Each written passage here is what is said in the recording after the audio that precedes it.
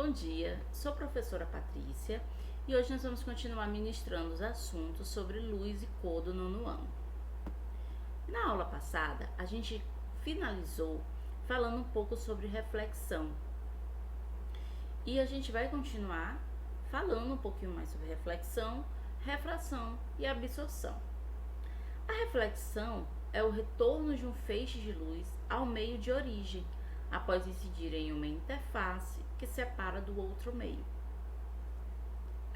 Como vocês podem visualizar na imagem, a luz, o feixe de luz, bate numa superfície uniforme e ela volta ao seu local de origem da mesma forma.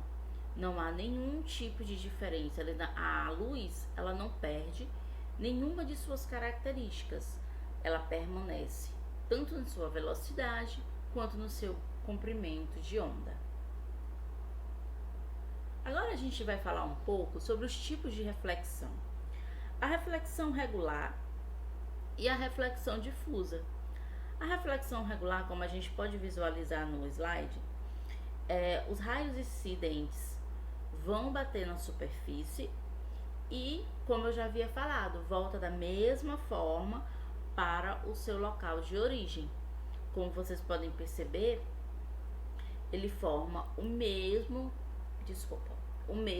ângulo, tanto indo bater na superfície quanto no seu retorno. Por isso que chama reflexão regular. Na reflexão difusa, acontece quando os raios incidem sobre uma superfície que é ondulada, que não é plana. E no momento que ela vai refletir de volta ao seu local de origem, elas voltam de forma irregular. Voltam com cada um fazendo um tipo com cada um fazendo uma velocidade diferente. Temos um exemplo nessa reflexão difusa na panela de inox que não está muito areada, que não está areada de forma correta. Ela possui uma superfície que não está uniforme e quando os raios incidem sobre a mesma, no momento de voltar, esses raios refletidos formam de formas diferentes. Agora a gente vai falar sobre a refração da luz. A refração da luz é o feixe de raios paralelos que atravessa e continua se propagando no outro meio com velocidade diferente.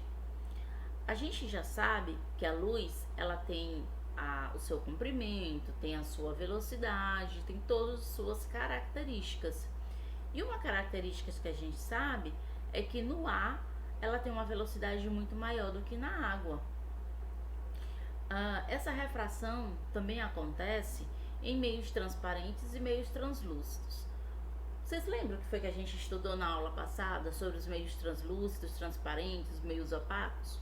Os meios transparentes é aquele meio em que a luz consegue atravessar e a gente consegue visualizar o que tem depois. Já o translúcido não, a luz atravessa do mesmo jeito, mas a gente não tem uma visualização 100% visível do que tem após o obstáculo. Nessa imagem, como vocês podem perceber, o homem que está do lado de fora da piscina, do mar, da água, ele tem uma visualização errônea da imagem do peixe, porque onde ele está, como a velocidade da luz é um pouco mais rápida do que da água, ele tem essa visualização que não está totalmente correta. Por isso que às vezes ele até pode errar nesse momento da caça, como vocês estão vendo na imagem, certo? Por causa dessa diferença de velocidade entre o ar e a água. Sobre a absorção da luz, é o feixe de raios paralelos que incide em forma de S e não se reflete e nem se refrata. Ela, como a palavra já diz, ela absorve a luz. A luz não vai passar, não vai voltar ao seu local de origem e ela não vai atravessar. O que é que vai acontecer com essa absorção? Essa absorção, se for total, não haverá luz, pois a luz vai bater e ficar no local, vai ser absorvida. Se for parcial, essa parte da luz vai voltar. E o importante para definir a cor dos objetos. É como a questão da gente, como é que a gente consegue identificar se um objeto é de uma determinada cor? Se uma blusa é vermelha, se uma meia é branca, é preta, é azul. Porque quando a composição branca incide sobre aquele objeto, a luz que será refletida vai ser a luz, por exemplo, sobre uma blusa verde. A luz que será refletida vai ser a luz verde. Aí a gente vai conseguir visualizar, porque ela vai ser refletida para nossa retina e aí vai ser acionada e a gente vai conseguir visualizar a cor daquele determinado objeto.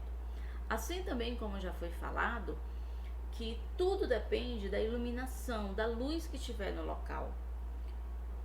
Se a luz que estiver no local for uma cor laranja, for uma luz mais escura, uma luz mais clara, isso vai sim fazer a diferença no momento da reflexão, no momento da absorção dessa luz. Como vocês podem visualizar aqui nessa imagem, o que eu falei sobre um objeto de cor vermelha, no momento em que houver a composição branca refletir sobre essa determinada cor, vai fazer o que? Vai refletir a cor vermelha e assim sucessivamente. Na questão da preta, as cores vão refletir sobre a preta e como a preta não tem o poder de refração, ela vai fazer o que? De reflexão, ela vai fazer o que? Ela vai absorver essa luz, essas cores. Sobre a dispersão. Dispersão é um fenômeno que causa a separação de uma onda em vários componentes espectrais com diferentes frequências. Essa dispersão é o que já foi também falado sobre o arco-íris lá no início da nossa aula. A dispersão ocorre porque essa energia absorvida transforma-se em energia térmica, provocando aquecimento. Olha só, só relembrando o que já foi falado na aula passada, por que acontece os arco-íris? Nada mais é do que as gotículas de água que estão pelo ar. Como a gente já falou, a velocidade da luz na água e no ar são diferentes. Então, quando aquela composição branca, aquele espectro bate, reflete na água que está no ar, ele vai fazer o que? Ele vai refletir as cores de formas diferentes, com velocidades diferentes. E isso é sobre o que a dispersão fala. E devido a isso, a essa reflexão diferenciada dessas luzes, dessas cores, é quando acontece a formação do arco-íris. A natureza da luz ao decorrer da história. A luz foi descoberta há muito tempo, né? Na verdade, a luz existe há muito tempo, desculpa. Na Grécia Antiga, os filósofos deram suas primeiras explicações, mas só que eram explicações muito superficiais, pois eles não tinham muito conhecimento, não tinham muito como fazer pesquisas, era uma coisa mais demorada. Então, o que é que os filósofos da Grécia Antiga pensavam? Pensavam que a luz era emitida pelos nossos olhos e que ao atingir os objetos tornava-os visíveis. Ou seja, no pensamento deles naquela época, tudo dependia dos nossos olhos. Já no século XVII, na Europa, Isaac Newton supôs que a luz era constituída por infinidade de partículas emitidas pelas fontes de luz.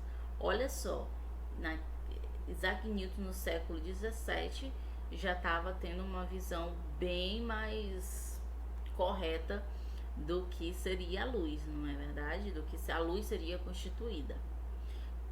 E Christian propunha que a luz era uma forma de onda. E hoje em dia é o que realmente é a explicação que são mais válidas, que são a natureza dual da luz como onda e partícula, que é válida para explicar diferentes fenômenos ópticos. Então vocês verem, desde o início, essa questão da luz já era uma grande curiosidade e as pessoas, os filósofos, os cientistas já procuravam investigar para saber de onde vinha, porque, como assim? Né? Porque realmente é algo curioso, como é que a gente consegue ter essa visualização de que um objeto é verde, um objeto é azul, um objeto é preto, né? É algo realmente curioso e que ao passar do tempo, ao passar da história dos longos anos, foi sendo descoberto coisas, curiosidades, e hoje a gente tem essa explicação de que na verdade não depende dos nossos olhos, depende sim da luz que está incidindo sobre o objeto que está sendo visualizado, e essa luz ao retornar vai acionar a nossa retina para que a gente consiga visualizar a cor do objeto, a cor do local, e assim a história interessante sobre a luz, né? Também existem os fenômenos ópticos naturais. Esses fenômenos ocorrem devido à interação da luz com atmosferas terrestres, como a nuvem, partículas de gelo, de poeira. São aqueles efeitos, digamos assim, aqueles fenômenos que a gente consegue visualizar e nem sempre a gente sabe o nome. A gente só vê, acha simplesmente lindo e pronto. Mas todos eles têm o seu nome, todos eles têm o seu porquê, têm a sua explicação. Então essas reações resultam em efeitos muito bonitos e curiosos. A gente tem aí alguns exemplos: a aurora boreal, raios crepusculares, temos também o halo solar, pilares de nuvens ou pilares de luz, nuvens iridescentes e o cinturão de Vênus. A aurora boreal são fenômenos que ocorrem devido ao resultado de impactos de ventos solares com o campo magnético do planeta. E geralmente é possível a gente fazer essa visualização melhor no outono.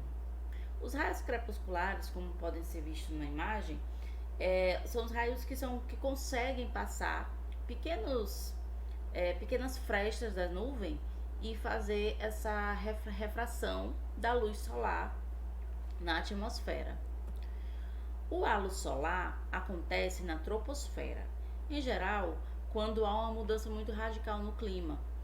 Esse fenômeno acontece devido à refração da luz nos cristais de gelo. Seu formato é o resultado do tamanho dos cristais de gelo que é feito a refração da luz solar. E também pode acontecer com a luz da lua. Os pilares de nuvens acontece um fenômeno formado pela reflexão da luz solar e da lua por cristais de gelo na atmosfera. Então vocês podem perceber que a maioria desses fenômenos acontece devido à refração da luz nos cristais de gelo que ficam na atmosfera. Bom, as nuvens iridescentes é um fenômeno da mesma forma que os outros acontecem. Ocorre o quê? No caso dele, ocorre a difração da luz nos pequenos cristais de gelo. Pelo seu tamanho pequeno, esses cristais conseguem espalhar e dispersar a luz dessa forma bonita que a gente consegue visualizar. O cinturão de Vênus é um exemplo de refração da luz solar. Devido ao ângulo, só as cores vermelha e laranja do espectro conseguem fazer essa refração da luz dentro da atmosfera. Por isso que a gente só consegue ver esses tons mais quentes, principalmente no pôr do sol ou no nascer do sol.